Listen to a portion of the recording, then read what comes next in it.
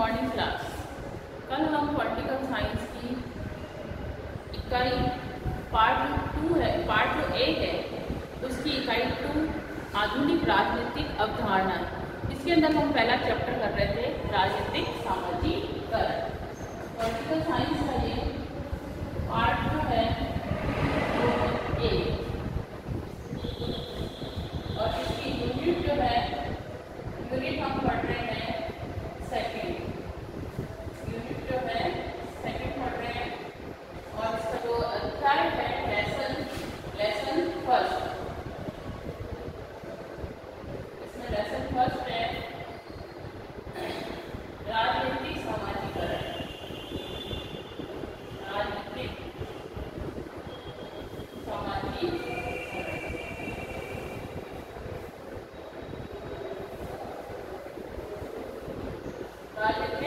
सामाजिकरण इसके अंदर जब हमने इसके बहुत से टॉपिक पे डिस्कस किया था, जैसे कि प्रस्तावना की, अर्थ था और परिभाषा थी।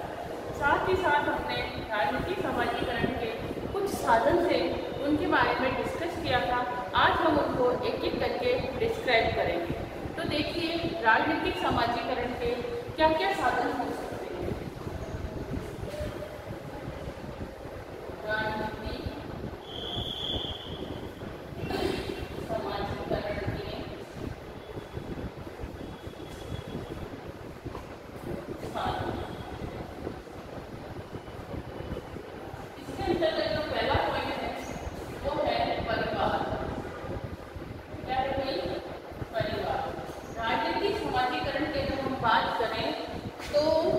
परिवार जो है ऐसा माध्यम है या फिर ऐसा साधन है जिसके माध्यम से व्यक्ति का या बालक का सबसे पहले परिवार के अंदर ही क्या होता है भाई सामाजिकरण होने लगता है।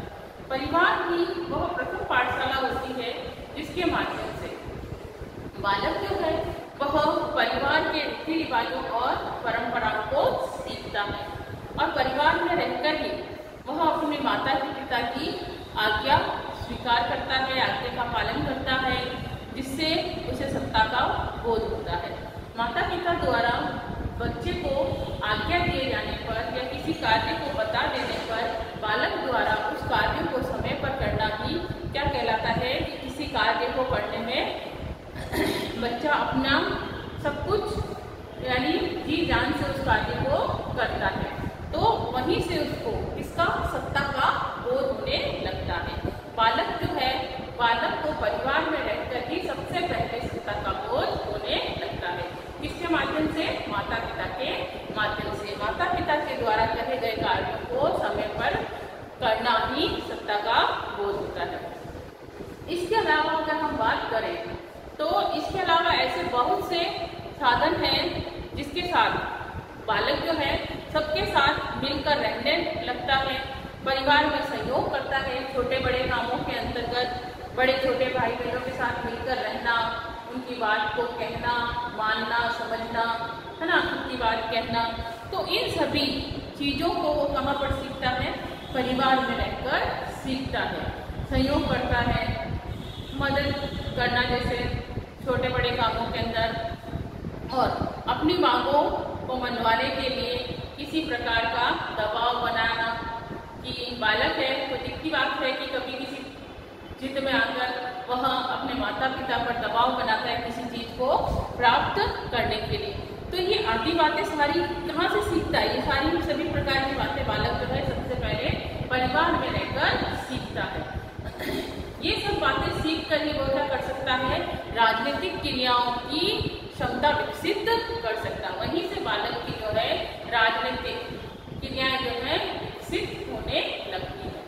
अगर हम देखें अनुभव करें कि चुनावी अनुभव से हम ये बताते हैं, ये या हमें लगता है जब चुनाव होते हैं उनका अनुभव अगर हम आपसे के साथ साझा करें तो हमें ऐसा लगता है कि परिवार का मुखिया जिस राजनीतिक दल का समर्थक होता है, अगर परिवार के अंदर दादाजी हैं वह किसी चुनाव के अंदर अगर किसी एक दल का समर्थक है, मान लीजिए वो कांग्रेस के समर्थक हैं, तो परिवार के अन्य सदस्य भी उन्हीं का अनुसरण करते हैं। अगर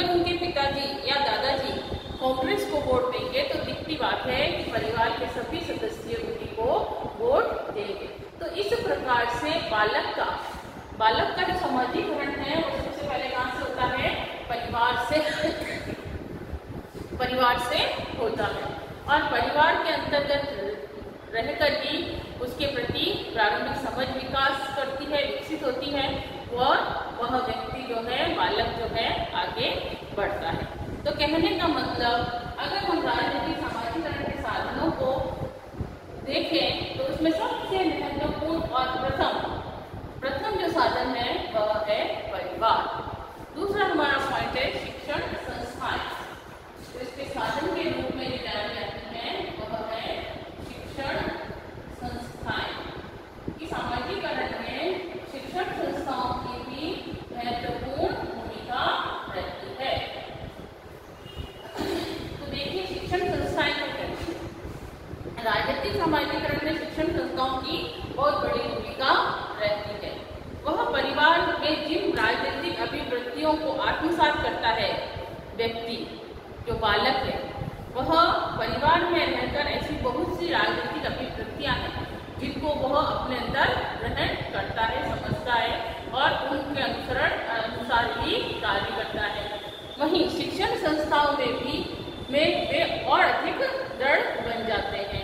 जब वो बच्चा स्कूल जाता है और वहाँ पर इन सभी चीज़ों के बारे में देखता है, पढ़ता है, समझता है, तो उसकी और ज़्यादा जिज्ञासा जो है वो सुदृढ़ होती है और राजनीतिक अभिवृत्तियों के प्रति उसकी समझ विकसित होने लगती है। जैसे विभिन्न पृष्ठभूमि में अगर हम बात करें कि बहुत से क्लास में बच्चे बैठे होते हैं और उसी के अंतर्गत सहभागियों के साथ बहुत से उनके मित्र मंडली होती है, उनके साथ उनके अनुकूलन करने की आवश्यकता से बालक में क्या होती है भाई, राजनीतिक व्यवस्था जो है उसकी विविधताओं और विरोधाभासों के साथ समायोजन करना सीखता है। कि बालक जो है विद्यालय जाता है तो विद्यालय में बहुत से बच्चे होते हैं और बहुत से बच्चों की अलग अलग लोगों को लेकर, राजनीतिक लोगों को लेकर अलग अलग राय रहती है, क्योंकि हर परिवार के बालक के परिवार के जो सदस्य हैं वो अलग अलग लोगों का समर्थन करते हैं राजनीति के अंतर्गत। तो उसी प्रकार से जब बालकों के परिवार के सदस्य अलग अलग राजनीतिक दलों का समर्थक होते हैं, तो जब क्लास के अंदर बच्चे बैठते हैं तो उनकी भी अलग अलग धारणाएं विकसित होती हैं। जब अलग अलग धारणाओं से बच्चा क्या होता है, धारणाओं के बारे में जानता है, समझता है, आपस में डिस्कशन करता है, तो इन सभी से उनका क्या होता है, राजनीति के साथ विरोधाभास भी होता है और समायोजन भी होता है। बालक की शिक्षा जितनी व्यापक होगी उसकी संभावना ज्यादा होगी। जितना बालक शिक्षित होता जाएगा, आगे बढ़ता जाएगा, उतनी ही उसकी जो संभावना है सीखने की वो उतनी ही ज्यादा होगी। वह राजनीति में उतनी ही रुचि लेने लगेगा, उस विषय के बारे में ज़्यादा सोचने, समझने और उसमें अपना सहयोग करने लगेगा और उसका जो राजनीतिक ज्ञान है वह क्या होगा, विकसित होने लगेगा। लेकिन शिक्षण संस्थाओं का पाठ्यक्रम कैसा है, उसकी मित्र मंडली कैसी है, अथवा शिक्षकों का राजनीतिक व्यवस्था के प्रति क्या दृष्टिकोण है और वैचारिक अभिमुखीकरण कैसा है, ये सब तत्व, इन सभी तत्वों की अगर हम बात करें तो ये सभी तत्व भी राजनीतिक समाजीकरण को प्रभावित करते हैं। कि स्कूल के अंदर जो विद्यालय है उसका पाठ्यक्रम भी उस पर अपनी बहुत ज़्यादा विषय छाप छोड़ता है, विषय वस्तु की छाप छोड़ता है। और दूसरा है उसकी मित्र मंडली कैसी है, उसके मित्रों के अंतर्गत किस प्रकार की राजनीति के प्रति भावनाएं हैं, उसी के अनुसार व्यक्ति के अंतर्गत अलग अलग दृष्टिकोण जो है वो विकसित होते हैं। क्योंकि शिक्षक जो है वह अपने आचरण एवं विभिन्न तरीकों से अपने विद्यार्थियों को अपनी विचारधारा की ओर क्या करने सकता है, प्रेरित करने का प्रयास करता है। तो शिक्षण संस्थाएं भी इसके अंतर्गत समाजीकरण के साधन में महत्वपूर्ण भूमिका का निर्वहन करती है। तीसरा जो हमारा पॉइंट है वह है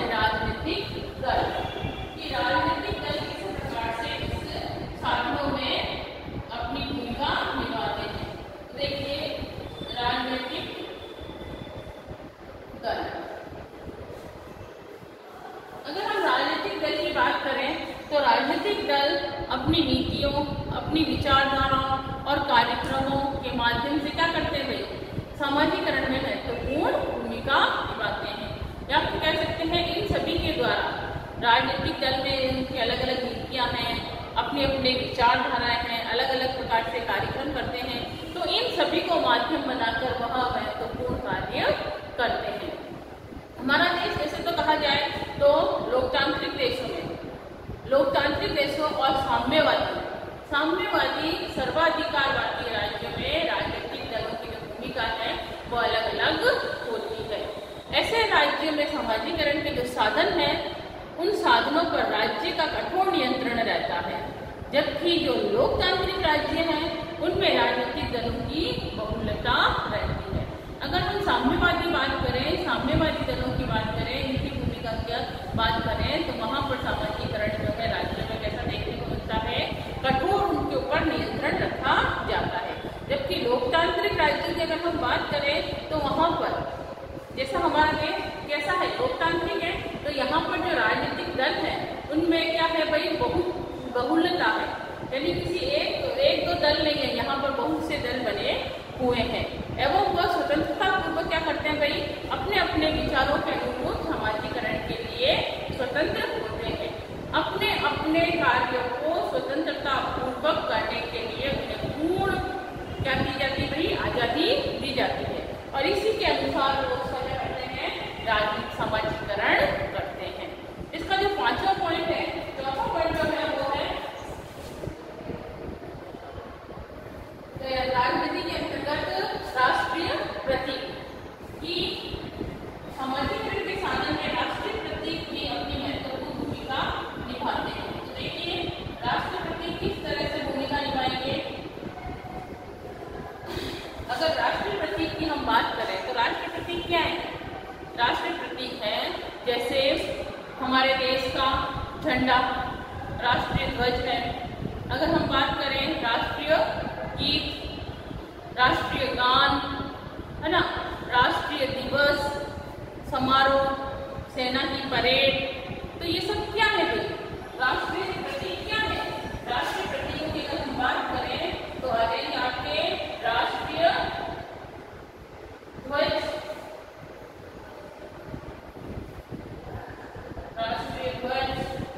गान, गीत, समारोह, परेड, ये सब क्या है, ये सब राष्ट्रीय प्रतीक है। तो इन सभी के माध्यम से भी हम क्या कर सकते हैं भाई, राजनीतिक व्यवस्था तथा राजनीतिक आदर्शों के प्रति नागरिकों में आस्था की भावना पैदा कर सकते हैं। ये सभी साधन हो सकते हैं जिनके माध्यम से हम नागरिकों के अंतर्गत, नागरिकों के मन में राजनीति के प्रति क्या कर सकते हैं, आस्था की भावना पैदा कर सकते हैं। अब जो छठा पॉइंट है वह है जनसंचार के साधन। पांचवा, जनसंचार के साधन। जनसंचार के साधन क्या हो सकते हैं, जनता में संचार किसके माध्यम से होगा। अगर हम बात करें आज के समय की, तो आज के समय जनसंचार के लिए सबसे ज्यादा जो है टीवी है, रेडियो है ना, समाचार पत्र है। इनके माध्यम से क्या होता है भाई, इनके माध्यम से लोगों की राजनीति के प्रति भावनाएं या फिर उनके विचार व्यक्त किए जा सकते हैं, राजनीति के बारे में जानकारी प्राप्त की जा सकती है। तो आधुनिक समय के अंतर्गत जनसंचार के जो साधन है उसमें जो है सबसे ज्यादा है समाचार पत्र, हो गया, टीवी हो गया, मीडिया हो गई,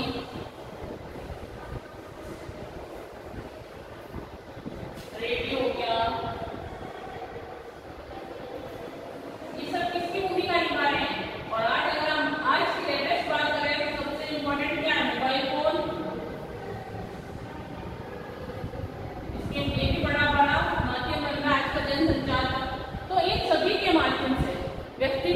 होती है भाई? जनसंचार की भावना व्यक्त होती है।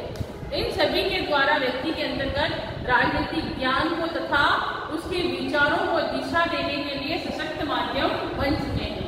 ये सब क्या है? राजनीति के लिए एक माध्यम है, सशक्त माध्यम है, जिनके माध्यम से व्यक्ति क्या करता है? अपने राजनीतिक ज्ञान को विकसित कर सकता है। साथ ही साथ इसके अंतर्गत भारत को अगर हम देखा जाए, भारत में अगर हम देखें तो भारत में ऐसा माना जाता है कि चुनाव जो है वो आजकल मीडिया के दफ्तरों में से ही लड़े जाते हैं, क्योंकि वे विभिन्न कार्यक्रमों से जनमत को क्या करते हैं? प्रभावित करने का प्रयास करते हैं। आजकल की जो मुख्य भूमिका जो निभाई जा रही है, किसके द्वारा निभाई जा रही है? मीडिया के द्वारा निभाई जाती है, मोबाइल फोनों के द्वारा निभाई जाती है। ये जो है जनसंचार के साधनों में सबसे महत्वपूर्ण भूमिका का निर्वहन करते हैं। कौन? मीडिया और मोबाइल फोन। तो ये हमारे थे सामाजिकरण के साधन। राजनीतिक सामाजिकरण के 5 साधन थे भाई, जिसके अंतर्गत परिवार है, शिक्षण संस्थान है, राजनीतिक दल है, राष्ट्रीय प्रतीक है और जनसंचार के साधन है। तो इनके आधार पर हम कह सकते हैं, इन सभी को पढ़ने के बाद सामाजिकरण जो है वो किसी देश की राजनीतिक व्यवस्था को प्रभावित करने वाला क्या है भाई? महत्वपूर्ण कारक होता है। सामाजिकरण के द्वारा ही व्यक्ति के अंतर्गत क्या होता है भाई? बहुत सी ऐसी व्यवस्थाएं हैं जो उसको क्या करती हैं? प्रभावित करती हैं। समाज के अंदर अगर हम बात करें, समाज की जो राजनीतिक संस्कृति को निर्धारित करने के लिए राजनीतिक सामाजिकरण में महत्वपूर्ण भूमिका निभाई जाती है।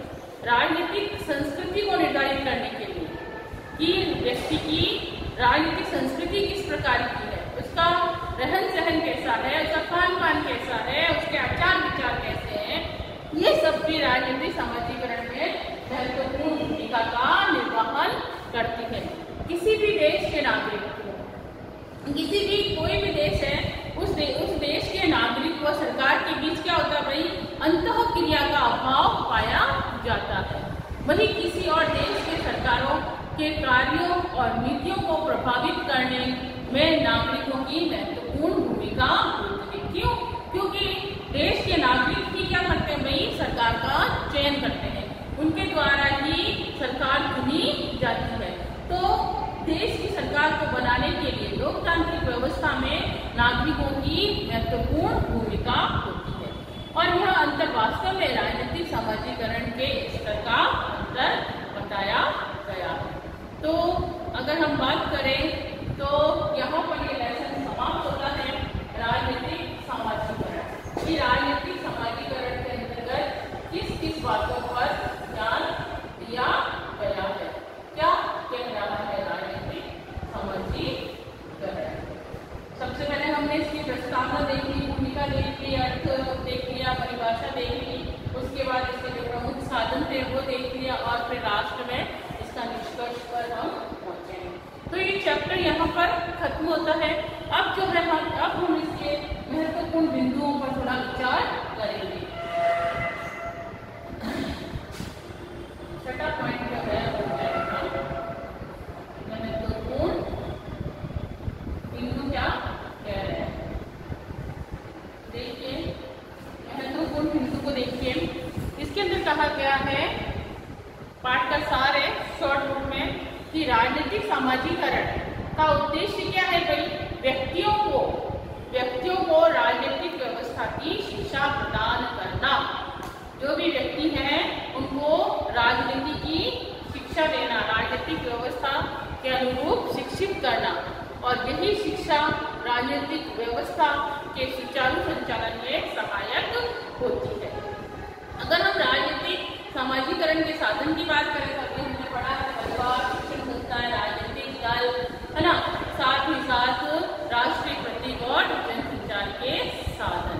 नेक्स्ट जो है इसके अंतर्गत है शिक्षण संस्थाओं में विद्यार्थी की शिक्षा जितनी व्यापक होगी उसका राजनीतिक सामाजिकरण भी उतना ही सुदृढ़ होगा।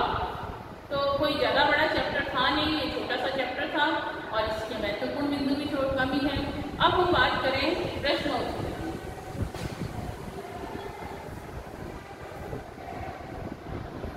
प्रश्न उत्तर देखिए क्या कह रहे हैं इसके प्रश्न उत्तर। इसमें कह रहे हैं, सबसे पहले अगर हम प्रश्न की बात करें तो इसमें कहा गया है इनमें से कौन सा विचारक जो है राजनीतिक समाजीकरण की व्याख्या करता है।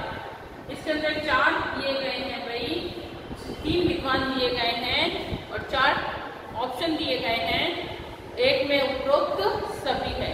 तो इसके अंतर्गत हमने शुरुआत में जब राजनीतिक समाजीकरण की परिभाषा पढ़ी थी उसके अंतर्गत हमने हर्बर्ट साइमन का नाम पढ़ा था, आमंड और पावेल का नाम भी पढ़ा था और कावानाथ का भी नाम पढ़ा था। इन तीनों ने ही अपने विचारों को स्पष्ट करते हुए इसके बारे में बताया है। जबकि हर्बर्ट साइमन ने तो राजनीतिक समाजीकरण के ऊपर एक बुक भी लिखी है जिसका नाम क्या था भाई, पॉलिटिकल सोशलाइजेशन। तो इसका जो आंसर है वो हो जाएगा द, पहले का जो आंसर है वो क्या हो जाएगा, द, उपरोक्त सभी। उपरोक्त सभी में आपको क्या करना है, सभी के नाम लिखने हैं, ना कि उपरोक्त सभी लिखना है। इसके अंदर आपको तीनों जो विद्वान है हर्बर्ट साइमन, आमंड पावेल और कावानाथ, इन तीनों के नाम लिखने हैं। दूसरा हमारा क्वेश्चन है कौन सा अभिकरण है जो राजनीतिक समाजीकरण में सहायक नहीं है। इसने पूछा है कि राजनीतिक समाजीकरण में ऐसा कौन सा अभिकरण है जो महत्वपूर्ण भूमिका का निर्वहन नहीं करता है। तो इसमें 4 पॉइंट है, जिसमें पहला है परिवार, दूसरा है शिक्षण संस्थाएं, तीसरा है राजनीतिक दल और चौथा है अनियंत्रित भीड़। तो हमने कहीं भी अनियंत्रित भीड़ को नहीं पढ़ा है, जबकि परिवार, शिक्षण संस्थाएं, राजनीतिक दल हमने पढ़ा है। तो दूसरे का आंसर जो है वह हो जाएगा अनियंत्रित भीड़, जो कि ऑप्शन द है। ऑप्शन द है अनियंत्रित भीड़। वहीं हम तीसरे क्वेश्चन की बात करें, अभी मैंने आपको बताया था तीसरा क्वेश्चन जो है इसके अंतर्गत बताया है पॉलिटिकल सोशलाइजेशन पुस्तक के लेखक कौन है। तो पॉलिटिकल सोशलाइजेशन के जो लेखक हैं वह है हर्बर्ट साइमन। कौन है भाई, हर्बर्ट साइमन, जिसके अंतर्गत स जो है वह सही उत्तर है, हर्बर्ट साइमन। इन्होंने ये पुस्तक लिखी है।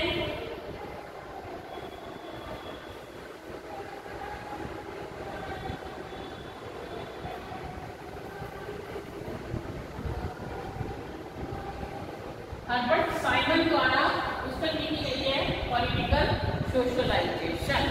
ये थे एमसीक्यू क्वेश्चन। अब देखिए थोड़ा लघुत्रात्मक क्वेश्चन के ऊपर भी ध्यान देते हैं।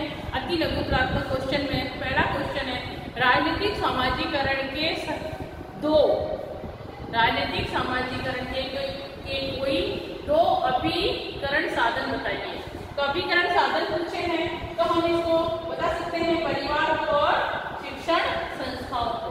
तो पहला जो क्वेश्चन है उसका आंसर हो सकता है परिवार, शिक्षण संस्थाएं, और भी कुछ लिख सकते हैं, लेकिन शॉर्ट के अंदर अगर आपको याद रहता है परिवार, शिक्षण संस्थाएं, तो ये ज्यादा सही है। फिर उसने पूछा है दूसरा क्वेश्चन जनसंचार के 3 साधन बताइए। तो जनसंचार के तो साधन यहाँ रखे हैं आपके, इनमें से कोई भी 3 साधन आप लिख सकते हैं। समाचार पत्र है, टीवी है, मीडिया है, रेडियो है, इनमें से कोई भी 3 साधन आप लिख सकते हैं। तीसरा पॉइंट है, तीसरा जो क्वेश्चन है वह है विद्यार्थी का राजनीतिक समाजीकरण किस संस्था में होता है। राजनीतिक समाजीकरण किस संस्था में होता है भाई, शिक्षण संस्था में होता है। किसमें होता है, शिक्षण संस्था। तीसरे का उत्तर जो है वह हो जाएगा शिक्षण संस्था। तो इस प्रकार से ये वेरी शॉर्ट क्वेश्चन जो है वो कंप्लीट हो गए। नेक्स्ट जो है लघुत्रात्मक क्वेश्चन की अगर हम बात करें तो उसमें 2 क्वेश्चन हैं कि परिवार राजनीतिक समाजीकरण की प्रक्रिया कैसे पूर्ण कर सकता है। तो परिवार जो हमने टॉपिक पढ़ा था उसके बारे में आपको लिखना है। दूसरा क्वेश्चन है इसमें राजनीतिक समाजीकरण के संचार माध्यमों की भूमिका बताइए। तो समाजीकरण में संचार भूमिका के अंतर्गत ये संचार का जो साधन है वो वाला टॉपिक पूरा आ जाएगा, वाला जो पॉइंट है वो पूरा आ जाएगा। तो इसी के साथ यहाँ पर ये लेसन समाप्त होता है जिसका नाम था राजनीतिक समाजीकरण। कल हम इसके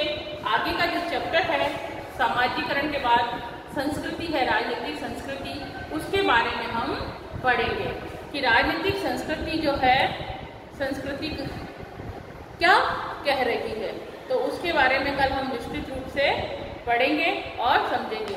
आज जो है आपको यहाँ तक का काम कंप्लीट करना है और जितना भी जो भी पढ़ाया गया है, समझाया गया है, उन क्वेश्चन आंसर को भी करना है कॉपी के अंतर्गत और लेसन को वर्ड टू वर्ड समझना है। मैंने बाकायदा किताब को ध्यान में रखते हुए सब कुछ पढ़ाया है। अभी तक हमारे ये जो है 8वां चैप्टर कंप्लीट हो गया है। पहली जो दोनों पार्ट की इकाइयां हैं, पहली इकाई पार्ट ए की पूरी हो चुकी है और पहली इकाई पार्ट बी की कंप्लीट हो चुकी है और आज हमने इकाई 2 का अध्याय फर्स्ट कंप्लीट कर लिया है। कल हम इसका सेकंड चैप्टर पढ़ेंगे, राजनीतिक